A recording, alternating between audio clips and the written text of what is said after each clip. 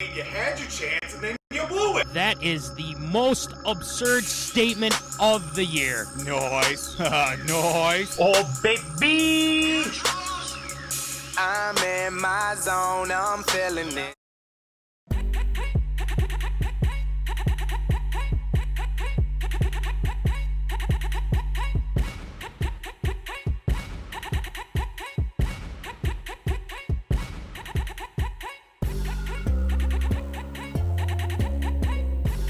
Live from Rock Solid Studios in Granite Falls, it's time for MinneZona Sports, live with DJ Mattie C. and Paul the Shield Vold.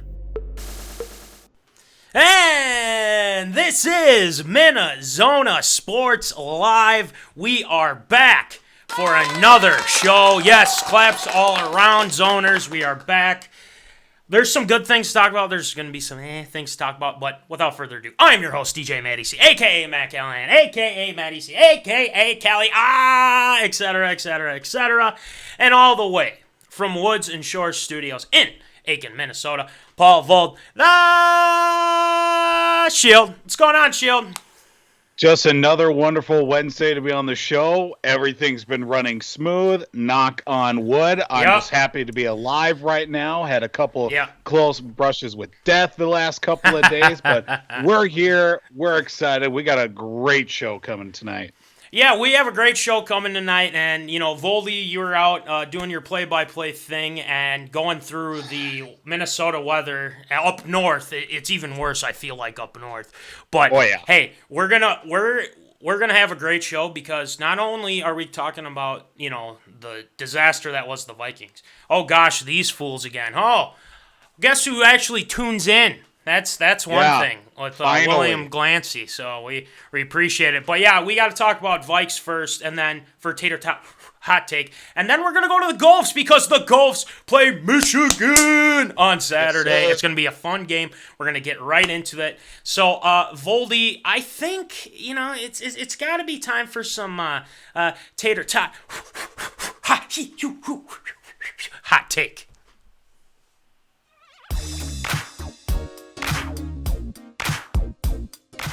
Fresh out of the oven, it's Tater Tot Hot Take.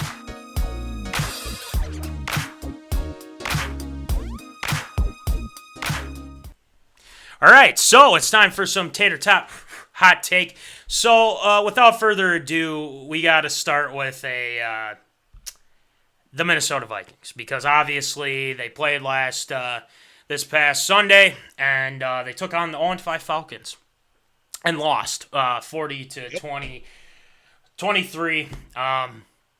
It basically Atlanta dominated, and that's how we're gonna put it here, folks. Is that Atlanta dominated the game? I'll give my thoughts on it a little bit because in Callahan School of Logic, I'm gonna go deep diving into the analysis for after the game because there's a lot of things that people were saying. But Voldy, what are your thoughts on the game first off? You know, Atlanta came out and played the way that the Vikings did against Seattle the week before. They just came out, nothing to lose. They just cut it loose and just let the ball lie the way that it did. And it worked. Fire head coach. You fire your GM. You get a couple healthy players back. Julio Jones was back after being questionable with a hamstring injury, and it worked. They found Julio. Calvin really got banged up early as well. He played really well. Good protection for Matt Ryan to be able to throw and zing the ball all over the place. And the one off chance that actually works when you fire your head coach midseason is that the guy who fills in actually does something. Raheem Morris, who was a former head coach for the Tampa Bay Buccaneers quite some years ago, defensive-minded coach, but he made it happen. I mean, there were some changes and some shuffling in that coaching staff, but still made it work somehow. Overall, you know, it just this is exactly what I was worried about with the Vikings going into this game, with an 0-5 team against a 1-4 team, and now both teams are 1-5. You know, Atlanta just went out there and just played. Vikings, they were pressing really early, and of course, it doesn't help to start the game when Kirk Cousins throws an interception. And that's what I wanted to talk about too, Voldy, is that right from the get-go, I was watching the game here at my humble abode in Granite Falls, and basically when Kirk threw that interception, I was like, well, this is not how we wanted to start off this game. And I think that's for every Viking fan, every Zoner that loves the Vikings. But fact of the matter is that Kirk Cousins had a really bad game. And defensively, there were struggles too. And, you know, to put it plainly, the defense played like a bunch of rookies because, you know, they were. And, you know, Julio showed why he's still dominant in this league. And, you know, Cam Dantzler, you know, Mike Hughes had to go out of the game. You know, Harrison Hand could, I mean, a guy that we really haven't seen play at all. And then Jeff Gladden, he's kind of forced to be in the slot role. So the sad thing is, Voldy, is that you can't, I mean, obviously there's enough blame to go around. But I listened to some analysis, you know, from after the game. And the Zoners can keep, you know, chiming in here too. With each loss, the Vikings get closer to Trevor. Okay, we're going to get into that for Callahan's School of Logic. I'm going to save that, Mets, okay? Don't get me going yet, because I'm going to get there. But basically, it was they play like a bunch of rookies, and I feel like the veterans did not come out and take leadership roles. And I love me some Eric Kendricks. I love me some Kyle Rudolph. I love me some Kirk Cousins, Adam Thielen, of course. But man, where was the urgency? I mean, where was it? I mean, that's the thing. It's like, where's the fight? When you're down 17-0, where's the fight to go back and try to get back in this game? Because I didn't see that. And then we got glanced, you know, here's Mr. Absurd Statement. Cut Kirk Cousins, sign Blake Bortles. We're going to wait till Callahan School of Logic to delve deep into that. But make note of that comment right here, Voldy, and I will make a note of this comment myself. Cut Cousins, sign Blake Bortles. Absurd Statement alert. But basically, I want to bring up that the veteran leadership needs to say, go up to these young guys. Because, again, I didn't see any urgency from any of those guys. Like, hey, let's go out there and you know, win this game. Let's get back in this. I saw that last year. And, again, Voldy, I saw this last year with none other than with, what's the name I'm thinking of? With the Broncos. The Broncos, when they played the Broncos. And they were down 20-0, and then Kirk Cousins willed them back into the game. Like, where was that? Where in the world was that? So I was kind of frustrated by that fact, too. So, I mean, what are we doing here? And the thing is that there's just so many people on this team that just, you know, go into this game thinking, we're screwed, we're done, you know. No, you're not done. You're playing an 0-5 team who just fired their head coach and GM. Like, what is going on? So exactly. It's so frustrating to me why that was going on. But here's something that I want to bring up, too. That offense was killing us, okay? 462 yards, 40 points put on the board by the Atlanta Falcons, okay? And again, I'm not saying the Falcons, I mean, they didn't look like an 0-5 team. Again, Zim told them all week they are going to come out and try and beat you. They want their first win. And they just didn't show it. They just didn't show it. And, you know, I applaud the one good thing that went right, Justin Jefferson. Justin Jefferson played like a veteran, folks. And that's what we want to see from Justin Jefferson. And the thing is that there's some positive to come out of this with Justin Jefferson. Adam Thielen picked it up a little bit. But also, before I forget, too, the 4th and goal play with Mike Boone.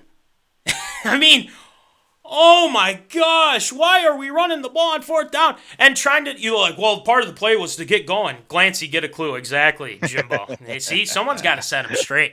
But, I mean, it's just, Jefferson is the truth. See, now Glance, you're back on track. But Voldy, I mean, that 4th down play, like, what the hell was going on there? What were your thoughts on that? I don't know. It was just an amalgamation of everything that happened last week, too. the pressure of Zimmer trying to make that decision on 4th down and inside the 10-yard line. And obviously it didn't work out. Didn't work out last week, didn't work out this week. I have no idea what's going on right now, but it's just the fact that from that point on, obviously it was not going to be a good rest of the day for the Vikings. Yes, it's a gutsy call. Of course, it was inside the 5-yard line, and of course, that didn't work out too well for the Vikings overall. But if you're going to go with that, you got to be able to think at the same time. Okay, if we don't do that, we don't get it. You got to rely on your defense to be able to stop the other team. Yeah. From getting a first down, maybe get pretty decent field position to set up your offense again.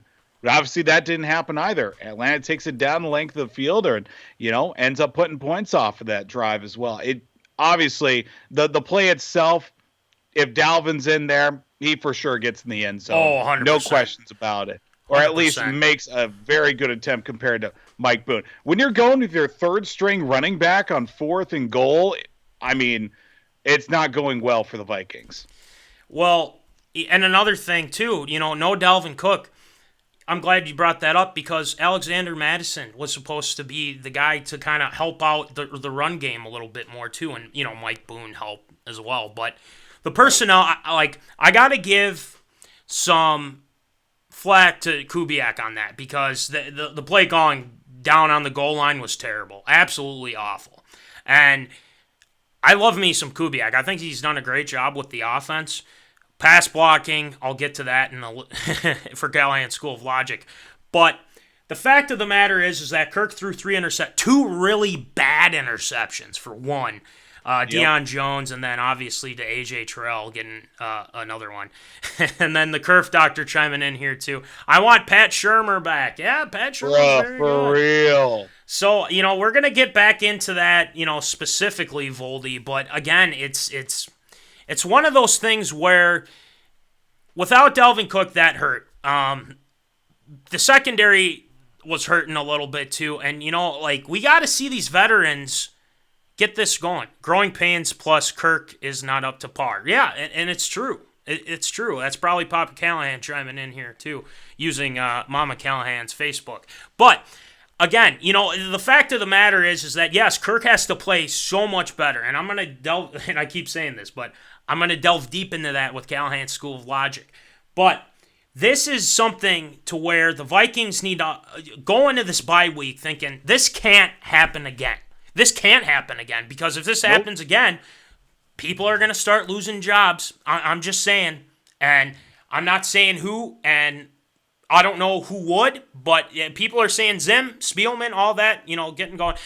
If you don't like Bortles, we can always give Ponder a call. Stop. Just stop. Why do you keep doing that? Nancy. Now we know why he doesn't tune in. Well, yeah. I mean, it's just statements 5 like years this. behind the curve. 5 years behind the curve, exactly. So, moral of the story is that they lost to an 0-5 team. It's inexcusable. I'm going to get into that with Callahan School of Logic because I think we need to move on to the Gophers. Roll the boat, Sky Yuma. Go Gophers! Get the Oars, Voldy. Get the Oars. The Gophers taking on Michigan. And I'm so stoked for it. I got my Minnesota Golden Gopher sweatshirt on. I'm pretty stoked to see the Gophs play on Saturday. And this is a big one. I mean, this is huge. Last week, let's get to one more Zona here. Last week proved that Dalvin Cook is the Vikings' best offensive player. Kirk needs the run game to be able to do what he does. Exactly. Yep. Absolutely. Exactly, Seymour. And that's why, losing Dalvin hurts so much. But again, sometimes that might happen if Dalvin gets injured. Kirk's got to, be able to handle this. So, that's why we paid him that money. So that's one thing as well. But anyway, let's go to the Gophs. They take on Michigan. The one thing, Voldy, that kind of peeves me a little bit is why is Michigan ranked higher than the Golden Gophers right now? I mean, the Gophers definitely had the better year last year. The Gophers have Tanner Morgan, all these guys. Like, what the hell is all that about? Michigan has been a train wreck. They haven't been that good. So, Voldy, what are your thoughts on, Michigan being ranked ahead of the Golden Gophers? 2 reasons why. The name, Michigan Wolverines, and Jim Harbaugh. That's it. That's literally the only reason why they're ranked ahead of the Gophers. And that just because of the fact they've got that.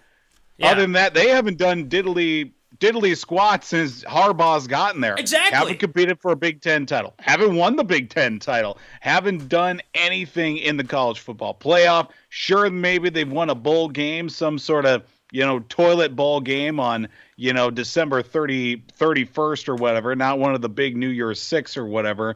But obviously the fact that they've got the boosters, they've got the history, they've got a, pretty top-tiered, heavyweight coach. Other than that, that's the only reason why they're ranked ahead of the Gophers.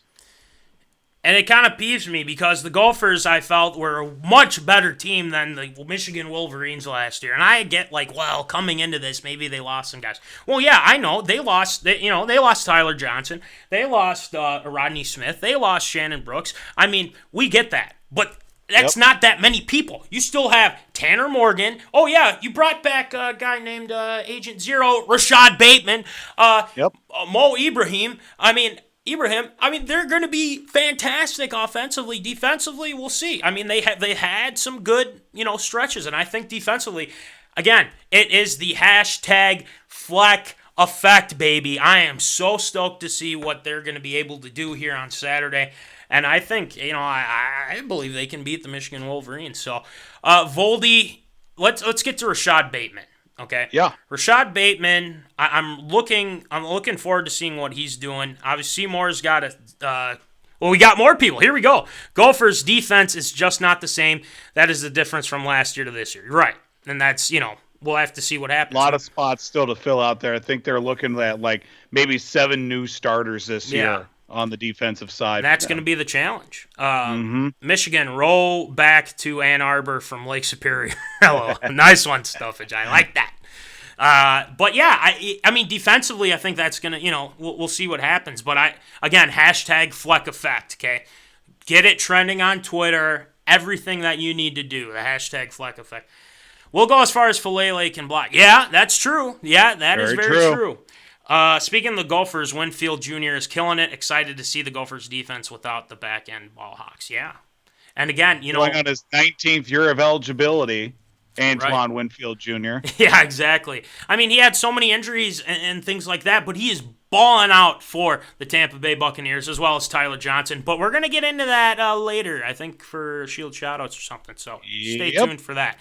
But Rashad Bateman, Voldy, I mean, he was slated to go to the NFL draft at first, but now he's come back. The NCAA and, obviously PJ Fleck were able to get him back. So what do you expect? Do you think for Rashad Bateman, will this help his draft status or will it hurt his draft status?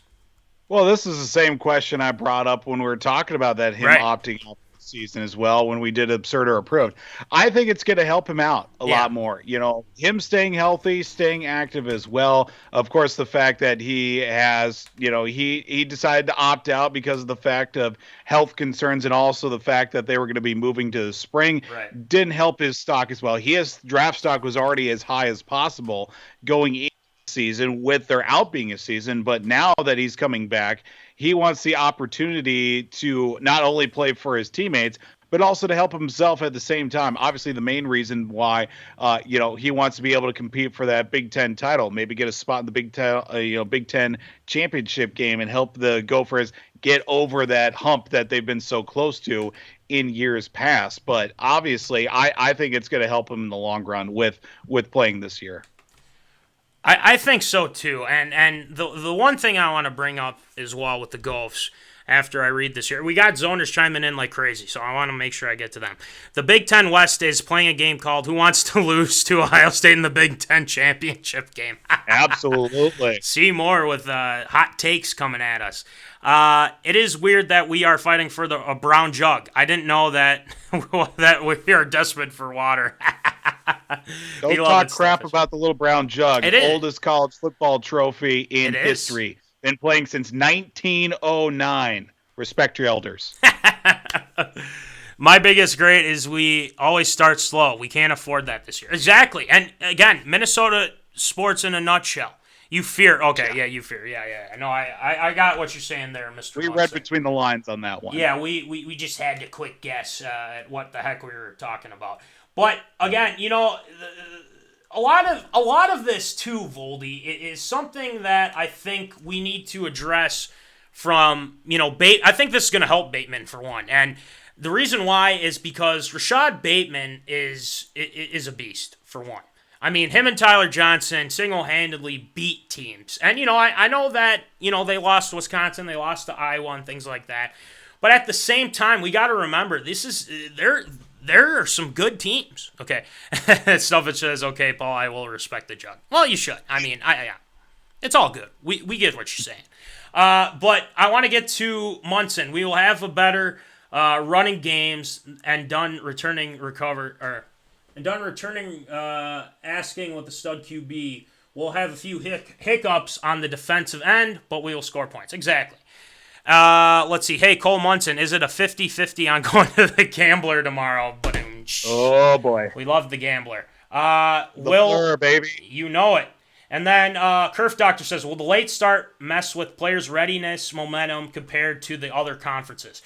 Well, maybe a little bit. They might be at a disadvantage since they're starting a little later, but at the same time, I feel like they'll be able to get into the swing of things once they start playing more games and whatnot. But here's the thing. What if Michigan starts out slow? That's my question, if Michigan starts out slow. And one other guy that I think that we're forgetting too, Voldy, is Chris Ottman-Bell. I mean, the guy, he was the third receiver, and he made some big catches now. We can't forget about him, because there's other weapons besides Tanner Morgan, Ibrahim, and Bateman. Okay, Agent Zero, baby. So let's go. Yep. But Ottman-Bell, I feel like, is going to be a sneaky play. If this was fantasy football, I might have to say, hey, put him in your flex position if you're doing college fantasy football. Munson says every day, Chris, every day. Well, yeah, we all love the blur. But so, Voldy, I got to ask you this question. I'll ask the zoners this too. Do the Gophers get the win number 1 against Michigan on Saturday? What do you think? I'm going to go out on a limb, and I'm going to say yes, they do. Heyo! It's going to be game. It's going to be game management. It's going to be on Tyler. It's going to be on Tanner Morgan, I should say.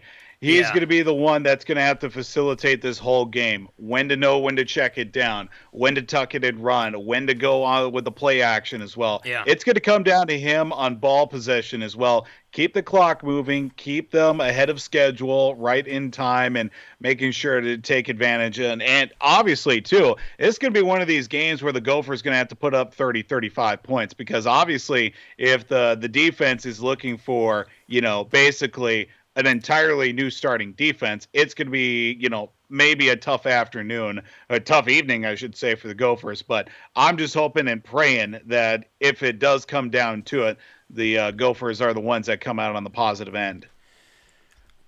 I believe so, too. And the reason why is because Michigan, I feel like they can exploit the weaknesses that Michigan has, and that's playing in prime time as of recent memory. Because Harbaugh, again, I feel like, the big name, like you said, like the zoners have been saying too, it's the big name. It's Michigan. Michigan should have, be ranked higher than Minnesota, even though Minnesota was much better than Michigan. But again, that whatever. And I feel like the Gophers should take that as motivation in this game to say, you know what? Screw what they have. They have them ranked ahead of us. We know we're a better team than them. So let's go beat them. And yeah, 7 new starters on defense. We all understand that. But again, hashtag Fleck effect. It is going to be in full motion here. And for one, I believe in PJ Fleck. I believe that he has got these guys coached up, ready to go, because they're going to be rowing the boat. They got the oars ready. I got my oars ready to watch the Gophers kick some butt and beat the Michigan Wolverines. So, of course, I got the Gophers winning. Zoners, what do you think? Do you have the Gophers winning against Michigan? I believe it's at Ann Arbor, right? Is that what I understand? No, it's at TCF Bank. It is at TCF Bank. That's right. Yep. Okay, there. I see it. So, at TCF Bank. So, hey, we're at home. That's why College Game Day is there. Exactly. Yeah. Boy, what am I thinking? But, yeah, College Game Day. Again, College Game Day's there, again, because why not? Because it was so great the last time they were there. So, the fact of the matter is I can't wait to watch the Gophers kick some butt. I love me some Gophers, but I am afraid of our slow starts. Michigan 42-31. I do like that score, though. I do like that score. I do like the score, but I feel like it's going to be on the other end with the Gophers winning. So, I still don't think Big Ten teams should be ranked in the top 25 right now, but that's just right. opinion. No, and you and I talked about that, where it's like that doesn't, we're not fans of it, but hey, if they have rankings, the Gophers should be ahead of Michigan, I feel like. Yep. But again, they have to prove if they think they're the better team and whatnot. Since it's at home, Gophers 31, Wolverines 28. All right, I like that one too. So I think Bateman, Voldy, bold prediction. Bateman gets 2 touchdowns. 2 touchdowns. Over 100 yards, okay? I'm saying it right now. The Tanner Morgan-Bateman connection is tough. It's tough. So anyway, moving on. Seymour's got Michigan scoring 42 points. LOL, it'll be more like 21-17. Do you have the Wolverines or the Gophers, Seymour? Let us know. But the thing is that I feel like the Gophers are going to pull this one out. I'm excited to watch the game because, again, 2020's been kind of rough. And obviously, I'm just glad that the Gophers are back playing. We have Rashad Bateman back. Tanner Morgan's going to be fantastic. So, let's go. So, anyway, Voldy, we got to move on to Callahan School of Logic. Oh, he's got the Wolverines. Okay, well, Yeah, again, not surprised by that. Yeah. But anyway, we got to move on to Callahan School of Logic. There's been a lot of talk about the Vikings, and there's been a lot of talk about the short term, the long term, everything along those lines. So, Voldy, I know you have some thoughts on it. I got plenty of thoughts on it. So, let's get it rolling with Callahan School of Logic.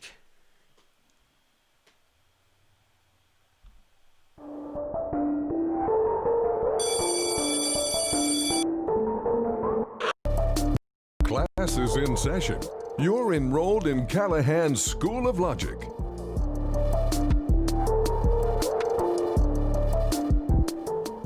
All right, so anyway, Callahan School of Logic, make sure that you got your pens, you're sitting at your desk, you're being quiet, you're staying socially distant, and everything along those lines. So, I think this is pretty good. That where I have this quote, everyone starts losing their minds with the Joker quoting the Dark Knight, because that's what it's come to.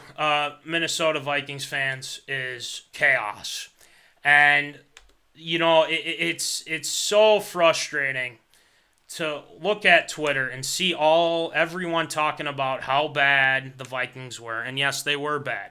But I want to get to some things. I saw some things from people, and again, I'm not saying it's any of the zoners. And zoners, I want you to chime in too. And if you disagree, well, hey, I'm in an arguing mood, so let's do it. First thing I want to talk about. Frustrations are necessary after this game. I get it. I mean, you lose to an 0-5 team. And they came in and kicked your butt at home. I don't care if there's no fans, okay? I was frustrated myself. I mean, losing to an 0-5 team is something that shouldn't happen, right? Like, we can all agree on that. I understand that the Falcons aren't as bad as their record, okay? I get that. But still, after almost beating one of the best teams in the NFL against the Seattle Seahawks, then you come and lay an egg against the Atlanta Falcons. Okay, who've been giving up leads, who don't know how to recover an onside kick, things like that. Okay, but when you throw an interception out of the gate, when you can't convert on 4th and goal, and things like that, doesn't help. I'd like to compare it to the segment in the movie Old School where Will Ferrell is talking about keeping his composure while losing his own composure. Exactly. This is no time to panic! It isn't. It isn't, Voldy. That's the thing. But I like it, Seymour. I think we should, delve deep more into that. But it's inexcusable. It's an inexcusable loss. I mean, you can't go into this game, especially when, and I believe Zim was saying, look, guys, they're going to come in and trying to beat you. You got to be ready. And Zim felt like they had a good week of practice. But you know what? You can have a really good week of practice, but still not be ready for the game for some reason. things happen. But when you throw a pick right out of the gate, that's when things started to go downhill. Okay? And the blame goes to everybody. Okay? The blame goes to Kirk Cousins, for one, and I think Kirk was supposed to, lead us here, and he couldn't do it. Okay? The fact of the matter is that Kirk threw 2 inexcusable interceptions. The third one tipped, okay, whatever, picked off. Things happen like that. But the fact of the matter is that they can't be turning the ball over the first play of the game. They were trying to take a shot to, get ahead, say, like, we're coming right at you. But when you throw an interception, that changes the whole landscape of everything. Now it goes to 7-0, 14-0, 17-0. At some point, Vikings might have to start piping in booze to make some home games more realistic. Exactly. You're gonna have to. And that's another thing we got to bring up too, is that things like that, and it's inexcusable. Now, people want to see, and again, people want to see Zimmer fired. Okay. I'm not going to go out on a limb to say Zim's job is safe right now because I've made predictions on this show that I was wrong about, okay? About Stephon Diggs, and I don't want to go that far. But I want to say that, again, we can't let Zim off the hook, though. We can't let Zim off the hook because defensively they're terrible. I talked about it in Tater Tot Hot Take. 400 and some yards, over 104 some yards on offense for the Falcons, and 40 points. When you're scoring that many points, where's the veteran leadership, for one? Where's Eric Kendricks going out there and telling his linebackers to step up? Where's Harrison Smith going out to the corners and saying, hey, guys, let's go. Come on, give it your all and everything like that. Not saying that all of them don't give it their all, but, again, I was looking at that team. They were looking pretty defeated. Okay, after the first half of the game, they were looking defeated, okay?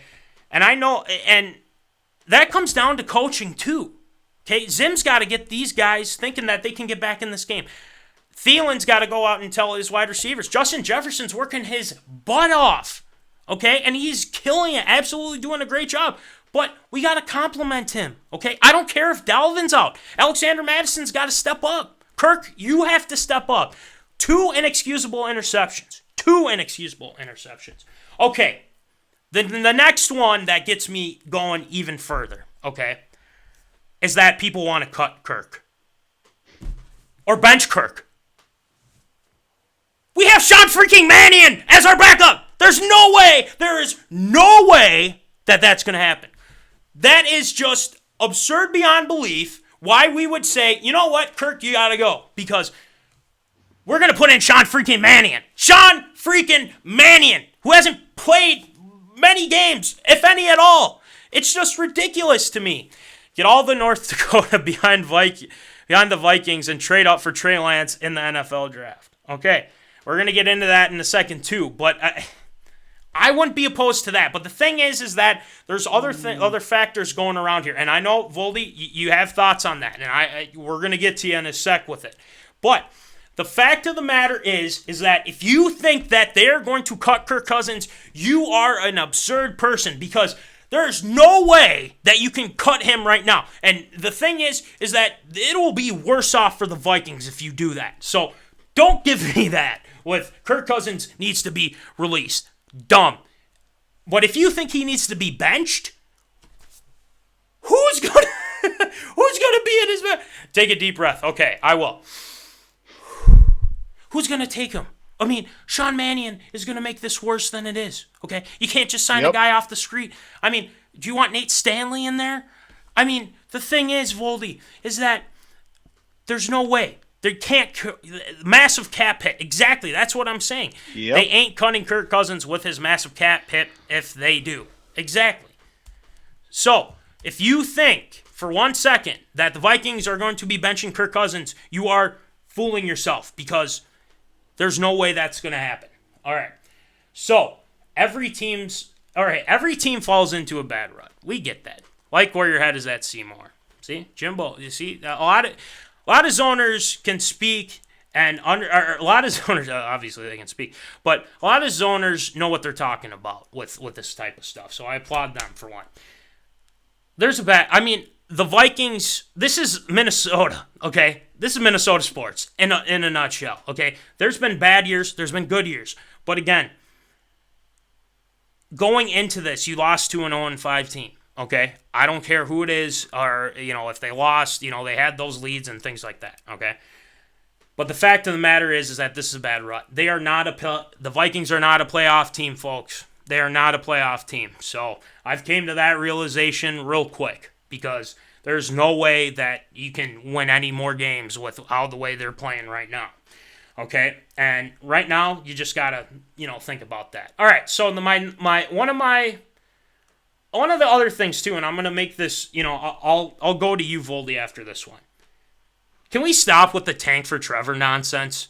Let's just stop with the tank for Trevor nonsense, okay? Cut the crap already. Because there are many teams that are 1-5 right now. Look at the freaking NFC East.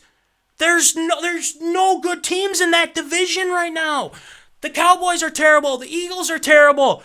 The Washington football team is terrible. The New York Giants are terrible.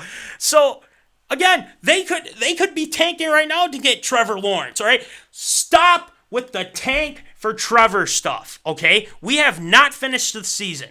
And if you want Trevor Lawrence, where's the O-line? Because the O-line's been a train wreck too. Pass blocking has been awful. Awful. Run blocking has been somewhat good. Last game it was bad. But you have to realize that this tank for Trevor nonsense, stop it.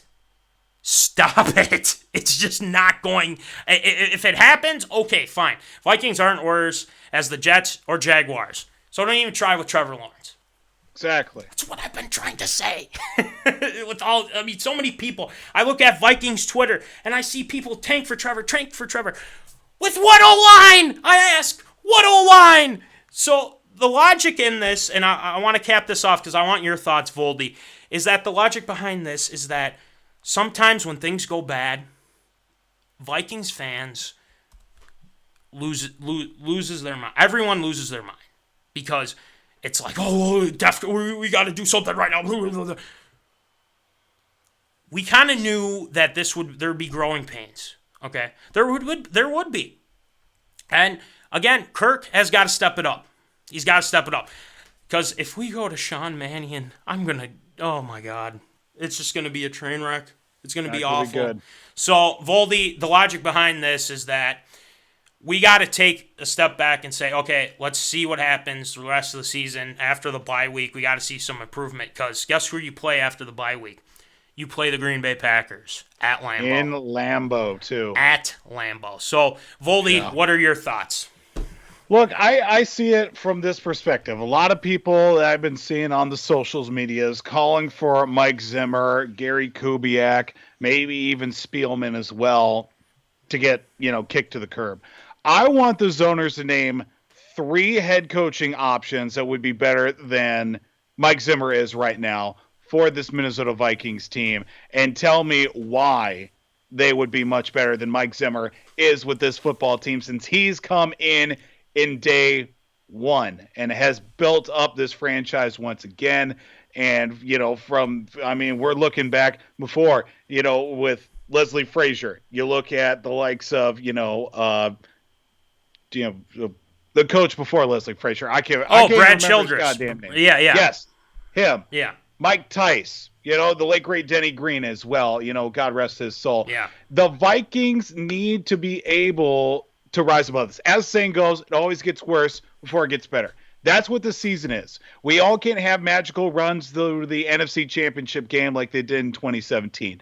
That is, that was a nice little piece for a team that really didn't have much expectation to begin with. That's why you always keep the expectations as low as possible year to year, so that way we're not talking about how we're 1-5 and, the whole season is already lost.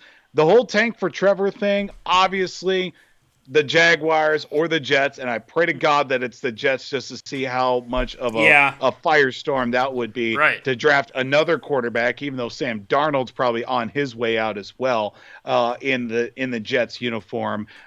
It's not going to happen. Obviously, the fact they end up with a top 5 pick, and maybe Trey Lance is sitting right there at number 4, maybe 5, maybe 6. I hope that he'll be in the top 10 pick, if not a top 5. I don't know if the Vikings going to go that direction, but maybe, just maybe. Obviously the fact the Vikings are hurting defensively. We already know the defense was going to have a huge overhaul this offseason. And, of course, without Danielle Hunter, who's been out, he's on the IR with his neck thing going on right now. Obviously, the fact that's hurt a lot. The D-line has come through, although, in the last couple of weeks. Ngakoue is starting to get settled in a little bit. And you see, like, Jaleel Johnson, even Shamar Stephen step up as well. And there's a lot of guys that are, learning new roles on the team, trying to be those leaned upon positions that are going to be a big factor for the Vikings for years to come. And that's what we certainly hope. And just finally as well, we've been talking about the fact that, behind Kirk Cousins, Case Keenum isn't there. That's true. There's no other option. You either go Nate Stanley, who's the third guy, would get eaten alive, or you get Sean Mannion, who is just happy to be on a football team to begin with. So I just see it as people just going to have to grit their teeth and just hang out for the next 10 games, and especially probably a vicious onslaught that is going to be in 2 weeks, November 1st, against the Packers as well. Overall, I mean, it's going to be a long next 2.5 months for the Vikings. Yeah. And I think there's been worse years. And for one, I can bring up one. Donovan McNabb, Christian Ponder, guys like that. So if you want to talk about how bad it's been for the Vikings, think about that. Okay. And the fact of the matter is I've been through a lot of these bad seasons.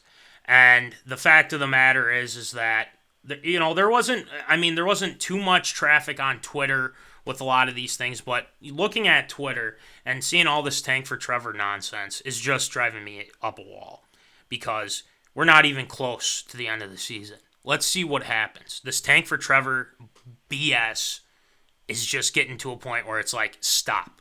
Okay. But Munson even said, don't forget Spurgeon win years. Exactly, Seymour. I mean, those were tough too. I mean, you can ask Papa Callahan. You can ask Jimbo. They've seen all these bad seasons that the Vikings had too. I mean, and they've seen really good seasons with Bud Grant and guys like that, And it's something to where the new age is just so quick to say this person needs to go because of this happened. It's like, the problem is that our veterans need to step up.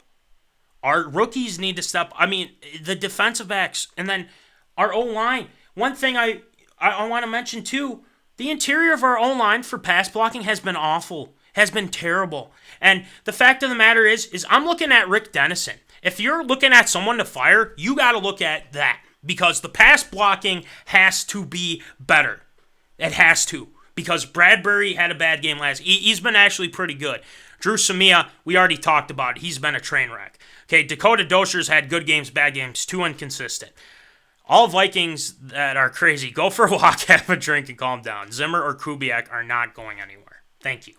Stuffage, thank you. Exactly, and that's what I'm saying. They're not going anywhere right now, because I even saw a report here, I think it was either yesterday or maybe even today, that there's no immediate action that the Vikings are going to be taking, firing Zim. It'll have to be, the Vikings probably have to lose every single game the rest of the season.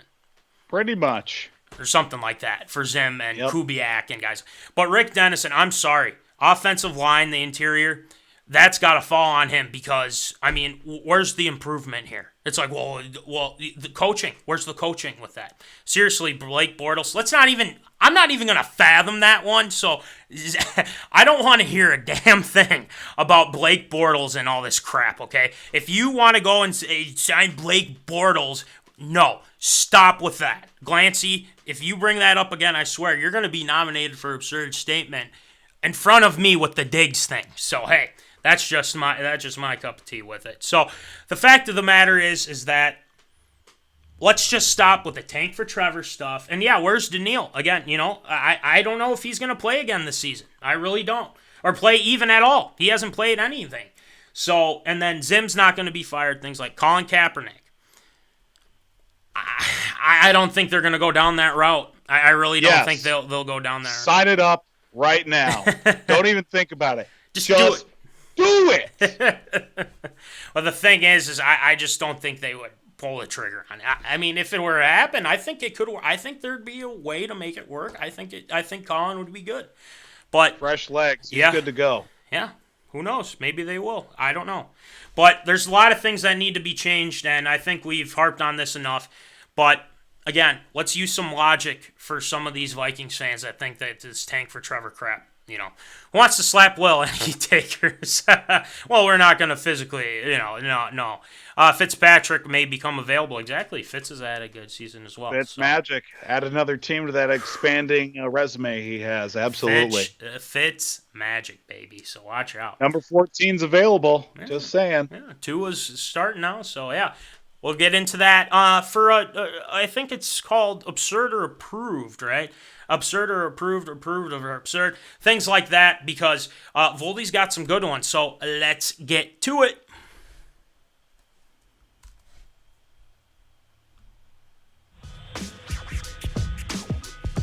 It's time for everyone's favorite segment, Absurd or Approved.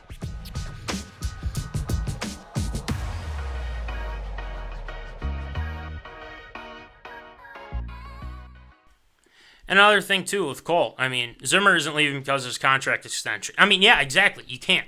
Exactly. But I'll have 3 candidates by the end of the night. And I believe I know one of them. But, again, there's going to be a lot of teams going after Eric Bieniemy. So, before you even put that up there, Cole, I already know who one of your guys is. All right, moving on to Absurd or Approved. So, Voldy, why don't you rattle them off for us, please? Well, as we speak right now, Game 2 of the World Series is underway. Last night started off Game 1, an 8-3 win for the Los Angeles Dodgers to go up against the Tampa Bay Rays, just straight up money-balling their way into the World Series once again for the Tampa Bay Rays. But the Dodgers also bring in quite considerable odds, especially the fact that, the Dodgers were extremely favored to win the World Series this year. I just want to get yours and the Zoners' thoughts of who wins the World Series and in how many games for this year. Ooh, I like this, because the fact of the matter is that the Rays, I feel like, I want the Rays, for one, because I'd like to see them win it. 1-0 Tampa Bay in the second. Okay, we got it. We got a game. I'll give you one. The Titans OC, Arthur Smith, has made Ryan Tannehill look like a top 8 QB. Okay, well, there's, again. Arthur Smith. Never heard of him. Anyway, back to the World Series. He's talking about the Titans. Seymour's a Titans fan. Yeah, a little bit. Bada bing, bada boom, right? Moving on to the World Series, though. The Rays, I'd like to see the Rays, but at the same time, I feel like the Dodgers are just stacked. I mean, it's just, I feel like Bellinger, Mookie, I hate to do that to you, Voldy. I hate to do that to you, because when the Sox traded Mookie, but I got to go with the Dodgers. And, I feel like this might go 7 games. So I'm going to say Dodgers in 7. Jimbo's got Dodgers in 6, so I could see that as well. But, Kershaw and those guys, I mean, it's going to be tough for the Rays to overcome so many talented players on that team, because the Dodgers are really good. But, again, we've seen the Dodgers falter. Okay? So Don't be surprised if the Rays win this series. So, yeah, Voldy, I got the Dodgers in 7, but I wouldn't be surprised if the Rays won. So, Voldy, what do you think? The fact that the Rays are in the World Series speaks to the fact that they're a team that came to compete this year. I mean, they were the top team in the American League East, if not the American League as well, going into this 60-game season, which is amazing for the fact that they're a team that's literally got not even zero star power. They have negative star power.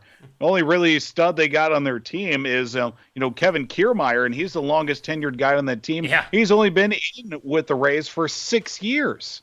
They're a team that's just constantly turning over the lineup and the roster year to year, but somehow they've got it all figured out. And now they're in the World Series. I'm still going to go Dodgers. I'm going to go with Jimbo on this one, too. I think the Rays are able to sneak out a couple of wins. Yeah. But I think, just the fact that the Dodgers are bringing in so much experience in the rotation. Also, the fact that they've been in, this is their third World Series in at least the last 5 years.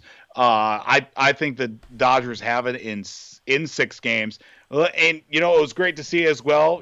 Clayton Kershaw is a guy that's been snake bitten in the postseason that has hurt the Dodgers in a couple of close games. And, well, he started off pretty well. He did get through, a handful of innings with 8 strikeouts. So it was great to see him get the nod and, get off to a great start for the Dodgers in, game number 1. But I still got the Dodgers going in 6 games. Hey, I like it. I mean, I just feel like there's just so much star power on this team. And, it's funny because you know what happens when you spend money?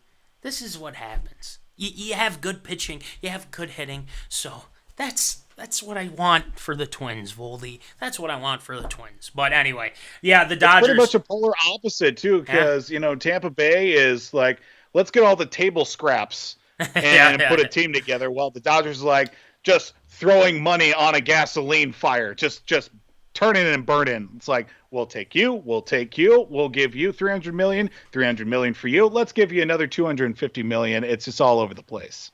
Exactly. And that's what the Pullets don't want. They say, well, how can we get this guy for cheap? Stop with that. Anyway, yeah, I got the Dodgers, so stamp of approval, I guess, for the Dodgers getting winning the series here, I guess.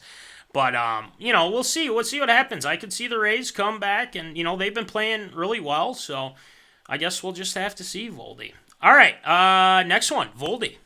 Well, this time we go to the NBA. It looks like it was announced late last week that the Los Angeles Clippers will have a new head coach. This one being none too familiar in the world of sport.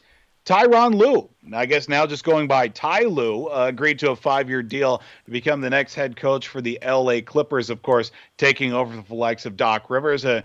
Not too unfamiliar with the Clippers as well. He was an assistant there the last couple of years, of course, with Doc Rivers, and especially after getting the ousting in Cleveland a couple of years back, but did be a big part of the Cleveland Cavaliers winning that title in 2016.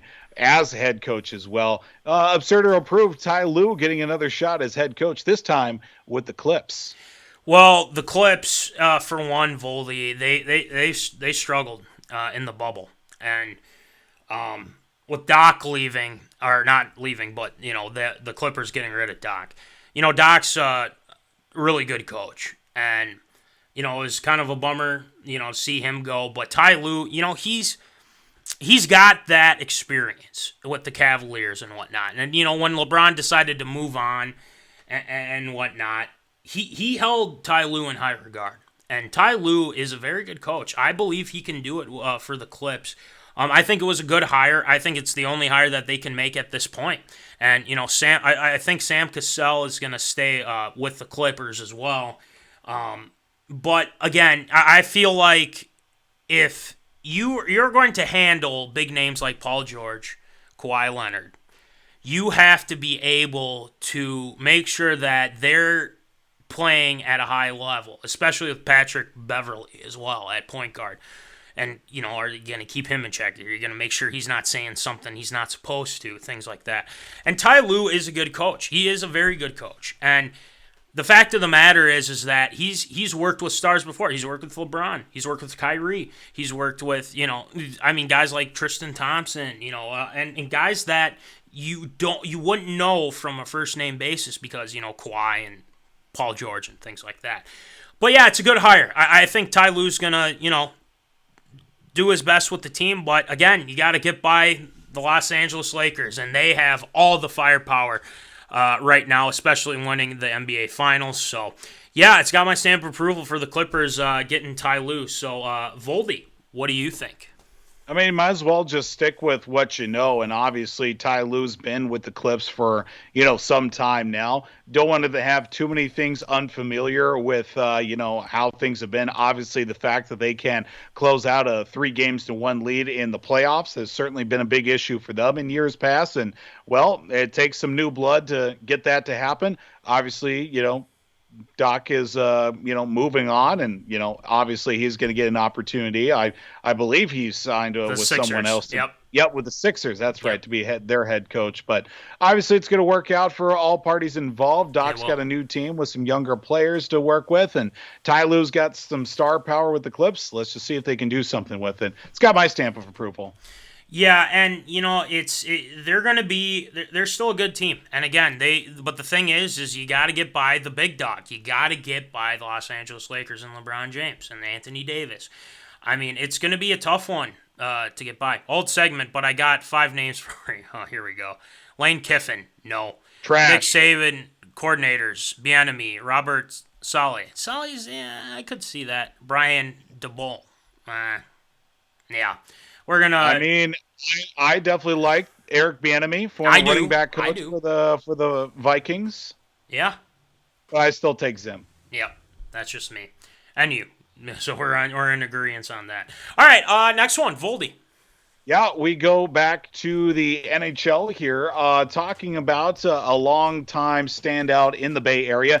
Joe Thornton for the San Jose Sharks, well, formerly of the San Jose Sharks now, as he signed a contract with the Toronto Maple Leafs. This NHL free agent period. $700,000. Obviously, he's a guy that's just looking to, keep playing, going into his 23rd year for Joe Thornton. But before he decided to go and sign elsewhere, maybe even to take less money that the Sharks were to give him, he consulted somebody that's been in a very similar position. It's been in the Bay Area for quite some time, getting towards the very tail end of his career, and ultimately made a decision to move on. That was somebody by the name of Joe Montana. Of course, the fact that he went from the San Francisco 49ers to Kansas City Chiefs, and, obviously the Chiefs benefited from him in that brief period that he was in Kansas City. Now, it's a very interesting situation as well, because Joe Thornton's playing overseas right now in the Swiss National League to get ready for the NHL season, which is scheduled to start sometime, I think, January or early February as well for the season. But is it absurd or approved Joe Thornton going to Joe Montana for that advice? Well, first of all, it's got my stamp of approval because it's Joe Montana. He's a legend. And Joe Thornton, what's crazy is that he's 41 years old. 41! That's just crazy, man. And, and he's still being able to play. It's almost like a Jaromir Jagr thing, And it'll be interesting to see, how he does with the Leafs. And, there's so many, factors that are into this, being with San Jose and then with the Bruins and everything like that. But, it seems like he was loved by people in San Jose. And you got to love that. You got to love that. And going to Joe Montana, Joe Montana has won 5 rings, right? I believe. TFB has won 6. But, again, from that experience, from, Peyton Manning's done that as well. You going from Indianapolis to Denver and whatnot. And then, obviously, Tom Brady now. He's going from, New England to Tampa Bay. So, it's something to where, like, hey, what's this experience like? Like, what do I need to do to help this team, not, try and, give them everything I got, and I think Montana knows how to do that. And Montana did have a pretty good career with the Chiefs, too. So, just kind of that transition I feel like a lot of these guys go through. And, it's not the easiest transition. And it really isn't. Think about it. Think about this. Brett Favre going to the Jets after the Packers. And obviously that was a train wreck with the Jets. But then he comes to Minnesota, does really well. And then obviously, things fell off. But the fact of the matter is him going to Joe Montana for advice. And, hey, it's got my stamp of approval. So, Voldy, what do you think? Yeah, I think that's just a pretty cool, thing to even read about, let alone to even say whether it's absurd or approved. I think it's got my stamp of approval. just the fact that, that's an avenue and a route to even begin as well. I mean, do they exchange phone numbers? Do they have to go through friends of friends of friends to, for Joe Thornton to talk to Joe Montana? Do they just all know each other up in the Bay Area? And it's also kind of funny, too, because one of Joe Thornton's old teammates, Patrick Marlowe, who's now back with the San Jose Sharks, he's also up there in his 40s, too. He needs to play just 43 games for the most career NHL games played all time. Now, if he can get to that mark, that'll be quite something as well, because, of course, the mark held by the legendary Gordie Howe, and he played well into his 50s. I mean, and he was still getting it done beyond that, too. But, I mean, just the fact that hockey is one of those games you can play a long time if you stay healthy enough and, still can contribute. I think it's got my stamp of approval. Obviously, Joe Thornton's going to a team in Toronto that's, been there, but is looking to get that extra push. Thought maybe they'd get it with Patrick Marlowe a couple years ago. But, I think for Joe Thornton, it's just about getting as many more games as he can under his belt. I think that's the best way to put it. And, there's a lot of players that do that. I mean, Adrian Peterson, too. He's with the Vikings for how long, and then all of a sudden he moves on. I mean, cool Joe Montana is incredible. So there's that. A Niner gang for life. Good to see it. Good to see comments from you, Jack. We got you on, so perfect. But anyway, I think it's time to move on to our next one. So why don't you rattle that one off for us, Voldy? Well, it was announced here the other day that the Miami Dolphins, hashtag fins down, are going to make a quarterback change going into week number 8. Rookie quarterback Tua Tagovailoa Tua time is going to be the new starting quarterback for the Miami Dolphins going into week 8. They are in their bye week right now, so they're going into week 8 with Tua against the Los Angeles Rams. Of course, that was announced by Coach Brian Flores on Wednesday. Absurd or approved for Tua time in Miami? Ooh, that's a tough one. I feel like this is a tough one because the thing is Fitzmagic was playing fantastic. But we know with Fitzmagic that sometimes he kind of falls off the radar a little bit. But Tua is amazing. I'm so excited to see him play. I like Tua, and I do like Tua. But I don't know. I just feel like them going right to Tua right away, it's kind of it's tough.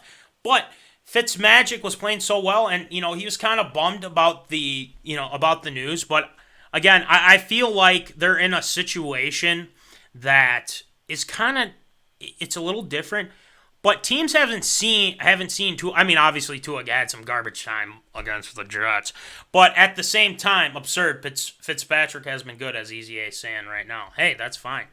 If you think that's absurd, that's totally fine. But it's hard for me too. I don't know. I might be with Easy A on this as well, but I guess for now, and I gotta go with absurd. And the reason why I say absurd is because Fitzmagic, I think you ride until the wheels fall off. Okay, if it ain't broke, don't fix it. Right? Fitzy has been playing really well. I mean, that's the thing. But I feel like when you have a first round pick going in the early rounds and everything like that, you're expected to start. Right? And with Tua's injury, we understand that. But this can bring a different avenue for the Dolphins. And, I think Dolphins fans are excited. So, yeah, I think it's absurd because Fitzmagic was doing really well. I mean, especially from a fantasy football base. But, again, I guess we'll have to see. Tua's got to come out and play well or else Fitzmagic's going to be waiting right behind him ready to go. So, yeah, I think it's absurd, Voldy. What do you think? I think it's completely absurd, the fact that they're going to make this switch when the team is sitting at 3-3. Obviously, if you want to make a run at the AFC East title, that is going to be a tall task. But 3-3 with Fitzmagic for his 19th season, going on his 37th football team, and even though there's 32 in the league to begin with, I don't understand this move. I don't know what Brian Flores is doing. Like we've been saying, you ride that horse until, it drops dead. You keep riding that wagon until the wheels fall off. And it's not like you've got, nobody sitting behind him. I mean, you got a pretty good prospect in Tua waiting there as well. Right. I don't understand it. Obviously, he's got the 2 weeks to prepare. He's got this week and he's got next week to get ready for as well. I just would have liked to see a little bit longer on it as well for Tua to get more experience and to get more coaching and more seasoning. Obviously, the fact you can learn as much as possible, but unless you're in those game situations, which is only going to happen by actually going into the game, is not really going to matter all that much. And it kind of stinks as well for Ryan Fitzpatrick, who's given everything for every team that he's played for, especially these last couple of years, playing it like they could be his last. And I don't know beyond this year if Fitzpatrick will be playing for another team or not, but I think it's completely absurd the Dolphins going with Tua already. It's one of those things. In the NFL, anything can happen. Any given Sunday, all this news coming out. I like Tua. I just think it's too soon because that injury that he had, I mean, not a lot of people come back from that in one piece. So let's see what Tua can do. I like Tua a lot, and I really hope he does well. Obviously they're in the bye week, but it prepares him a little bit, but you got to ride with the hot hand. That's what the Vikings did with Case Keenum. That's exactly what the Vikings did with Case Keenum, and we went to the, obviously we don't need to talk about the NFC Championship game, but they went 13-3, so I don't know. That they did. It's tough. It's tough to, figure out which, where to lean. But if you say stamp of approval, I don't necessarily disagree with you. I was just reading about Fitzy and the way he is regarded as the ultimate team player. Oh, I'm sure. The way he's been playing. Absolutely. I would be surprised if he didn't stay around for a few more years. I think he will too. I think he's, the question is when's that fall off going to be though? Too, because Fitzy has that in him as well. So, but obviously he's a very serviceable quarterback. Oh, sure. Otherwise, he wouldn't have been playing for the last 15 years. Exactly. That's why it makes it so fascinating. 45 different teams. Yeah, 45 exactly. But that's why it's so fascinating, is because he does so well, but then all of a sudden there's that drop off that he has, which is confusing. But again, he's had some really good games. All right, I believe last one, Voldy.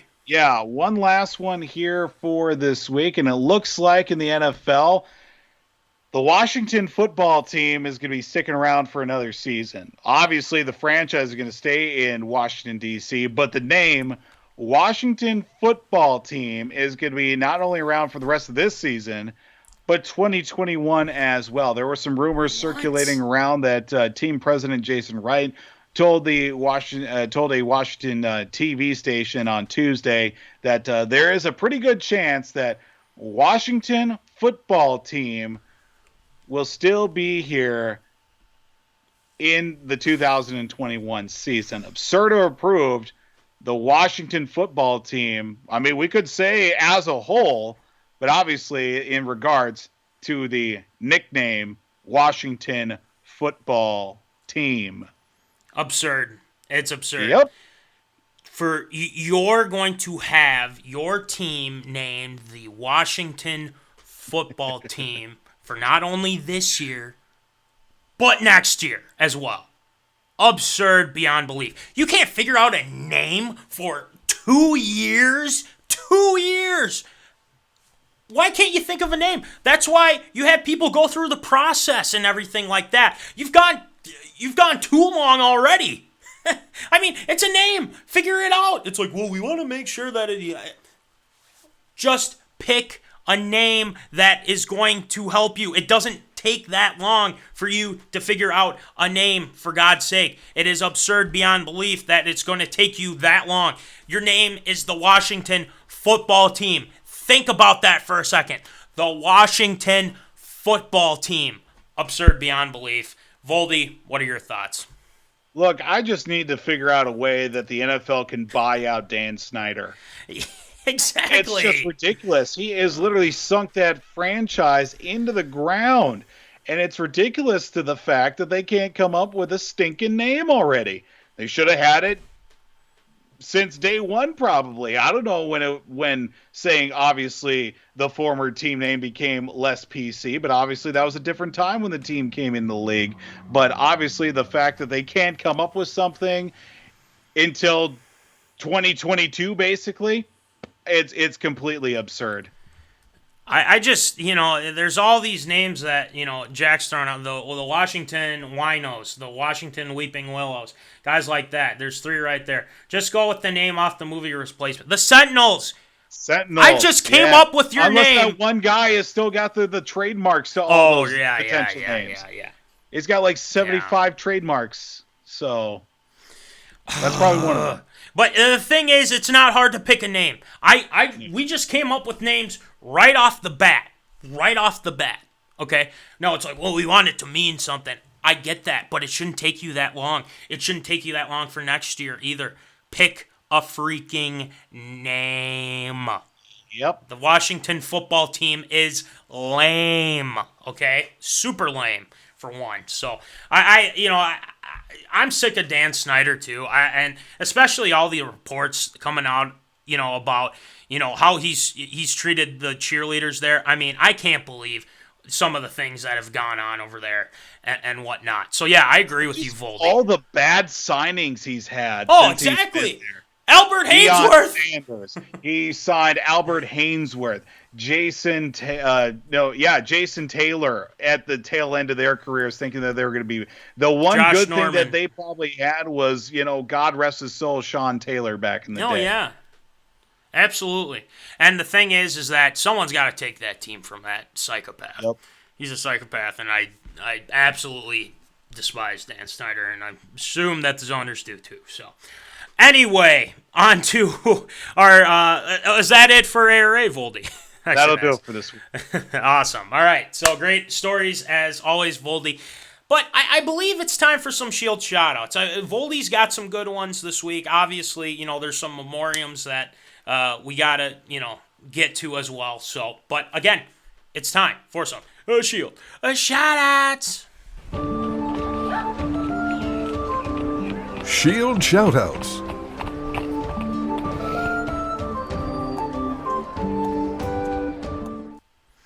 All right, Voldy, who are you shouting out tonight? Well, first off, I just want to say I'm glad to be here right now after going into the pitch on the way down to volleyball last night. Boy, it was a rough evening yesterday, but luckily enough, went down there, did the volleyball game, got all the way back. Probably took me twice as long coming back, but we're just happy to be here as well. And yeah, that is certainly. I'm not shouting out myself. I'm just letting it be known that probably could have died yesterday, but we're here right now. You're here, and I'm sure we're all thankful for that being the case as well. Go ahead, yeah.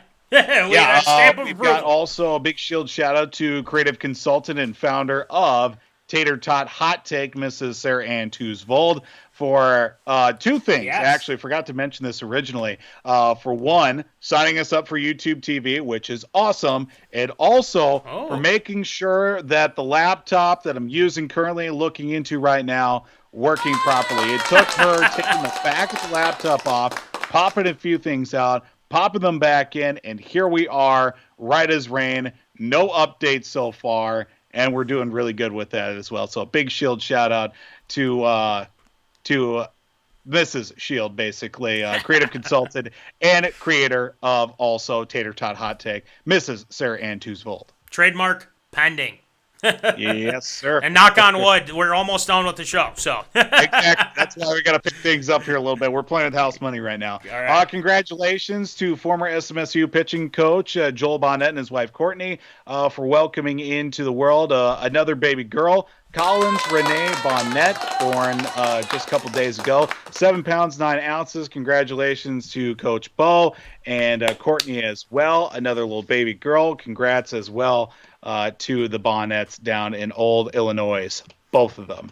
yes, absolutely. Congratulations to Coach Bo and his wife Courtney. And again, we got to figure out to get Coach Bo back on the show with Coach Payne, all that. We'll figure it out. We'll get him on the show. So anyway, next one, Voldy. We got to give a big Shield shout out to former Gophers wide receiver, current Tampa Bay Buccaneer Tom Johnson, grabbing his first NFL touchdown on a Sunday from the likes of a one Thomas Edward Patrick Brady Jr. for his first touchdown of the season and of his career as well. The former Gopher contributing for Tampa Bay and that nice win over the Green Bay Packers this past Sunday. Stamp of approval, hashtag Fleck Effect. Speak it into existence. We love it. Next one, Voldy. We do have to say, unfortunately, a goodbye to one of the greats in broadcasting. Mike Doc Emmerich announced his retirement from broadcasting the NHL with NBC this past week, and also his retirement from broadcasting NHL games. Going to be sorely missed, of course, getting the chance to listen to all the great calls from Doc Emmerich, and there's just too many to, think of. Of course, I can name a couple off the top of my head. Game 7 against the likes of, for the Boston Bruins over Toronto, the 2011 Stanley Cup Final with the Bruins beating Vancouver. Just so many great calls from over his 50 years of broadcasting in the NHL as well. But, Doc Emmerich certainly deserves the recognition and also, all the hard work he has put in over the years and sorely will be missed in broadcasting games. Absolutely. And anytime he was on the call, I was definitely listening, especially for the Wild, too. I mean, Doc has been fantastic, and he just felt it was time. And, that's totally fine. But who knows? Maybe Doc will be like, you know what? I kind of want to come back. And he'll be welcomed back with open arms. We all know that. So, all right. Next one, Goldie. We do have to send, unfortunately, a rest in peace and our condolences to the family of legendary sports writer and reporter Sid Hartman, who passed away this past weekend at the age of 100 years old, but still putting in the work day in and day out. A Minnesota legend from day number one, unfortunately, passed away at the age of 100 over the weekend as well. Tons and tons of tributes pouring in across, not even across Minnesota, but nationally as well. Just the impact that Sid Hartman had in his over 80 years of reporting Minnesota sports as well. And, unfortunately, that came to a peaceful conclusion in his time as well. So we do wish rest in peace to Sid Hartman and also our condolences to the Hartman family during this time. Absolutely. And one thing I want to bring up, Voldy, is I met Sid once. And, I met him at the State Fair, when he was doing his WCCO radio show. And, Sid's a legend by far. And, I met him. What's funny is, I met him and he looked at my dad and he goes, future tackle here for the Gophers? And I was like, oh, wow, Sid, we'll see. I was like, Sid, you going to interview me? And he goes, oh, we'll see, And Sid, the thing is, Sid would let you know how he feels, okay? He will let you know, hey, I think you're wrong because of X, Y, and Z. And I'm sure everyone from Royce to PA to every one of those guys, Mike Max, Dark Star, I mean, if he'd disagree with it, he'd let you know. And trust me, it was always a fun time. I'll have to send the Zoners some YouTube links of Sid freaking out on some people. So, I mean, yeah. But, yeah, I mean, it's tough. It's tough because Sid is such a legend. He is pretty much Minnesota sports, and he's been through it all, buddies with Bud Grant and buddies with everybody for one. I mean, KG giving him a tribute, Dalvin Cook, Adam Thielen, guys like that. So, Sid will be deeply missed. That's for sure. So, anyway, will that do it for Shield Shoutouts this week, Voldy? Just one more here really quick as well. This past week, earlier this week, we did learn the passing of a longtime SMSU assistant coach with the volleyball team. Paul Soup here did pass away from, unfortunately, cancerous disease as well. And of course, he was very, very contributing to the program for, Coach Callahan, and also for the likes of the SMSU volleyball team in his time as well. I know you, Matt, you and the Kerf doctor had a little bit of contribution to the volleyball program and at our time at Southwest as well. So we just want to send our well wishes and our condolences to Paul's family this time, and also our thoughts and prayers with the SMSU volleyball program. Yeah, I mean, the title of our documentary was "Hungry Dogs Hunt Best," and that's where Paul's what he told the girls. Hungry dogs hunt best, and they did, and they had a great season. So check out that on documentary too. But yeah, prayers to his family, and as well as the SMSU volleyball team. So, but will that do it for Shield Shoutouts, Voldy? That'll do for Shield Shoutouts this week. Oh, I love it. Well, great job again this week, Voldy, with Shield Shoutouts. And one other thing, too, Zoners, is that we got some things going on with Q&A Thursdays. We need questions from you guys, man. Thursdays, hit us up. We just ask us anything. But anyway, anything. Voldy and I, we got you covered. Just, we'll let you know. We'll make sure that you can, go ahead. It doesn't have to be too many. You could just be a short question. We can get it to you. All right, but the next thing as well, hey, MinneZona shirts. They're still available. Jimbo's got more. We appreciate you guys getting the shirts. It helps us keep the show on the air, things like that. Make sure we have the internet service and whatnot, so we can keep bringing you this great show. $20. $5 shipping. You talk to me, you talk to Voldy, you talk to Kerf Doctor, you can talk to Jimbo too. Hit up the Venmos, hit up the PayPals, everything along those lines. Another thing too, W2 Performance, the Barbell Nerds, they have a new episode out as well, so make sure you check out our guy, Will Rattel. He's doing a fantastic job, and he's got so much content, so make sure you check out W2 Performance, and make sure you check out Jack's Junkyard as well. We appreciate Jack for tuning in, and as we want to promote as much as we can here on MinneZona Sports Live, because we love our zoners, and zoners have other shows that they want to promote as well, and we appreciate everything that the zoners do for us to make sure that we can have the show for the zoners, because that's what we do here at MinneZona Sports Live. We give the show to you, the zoners. So, but anyway, great job this week, Voldy. We went through this whole broadcast without anything going to HE double hockey sticks. So we are feeling good. We are feeling good. Voldy did a great job as well with making no updates. That's all we need during the show. It's Zona time. Computer, just listen, all right? That's all you got to do. But anyway, but we appreciate you guys tuning in, and I think we're going to be back next week. I would assume so, because who knows? We could have, maybe a guest or two. We'll see. Maybe. We'll see. So there's options. But as always, remember, folks, keep in the zone. Holla. Thank you for watching MinneZona Sports Live. Join us Wednesdays at 7 p.m. for live show broadcast. And as Voldy likes to say, follow us on all the socials medias.